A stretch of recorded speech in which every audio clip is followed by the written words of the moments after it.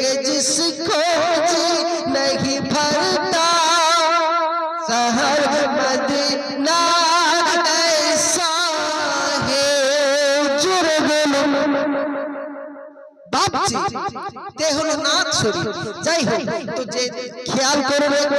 আমি যে ঘটনার দিকে ছিলাম সেই ঘটনার দিকে এগিয়ে যাই। হযরত ইসমাঈল আলাইহিসসালামকে এইবারে নিয়ে যায়, নিয়ে যাবার পরে পায়ে রশি বেঁধে দেয়, রশি বেঁধে দেওয়ার পরে গোটা শরীরটা ঢেকে দেয়, ঢেকে দেওয়ার পরে চোখে একটা পট্টি বেঁধে নেয়, পট্টি বেঁধে নেওয়ার পর ইসমাঈলের গলায় ছুরি চালা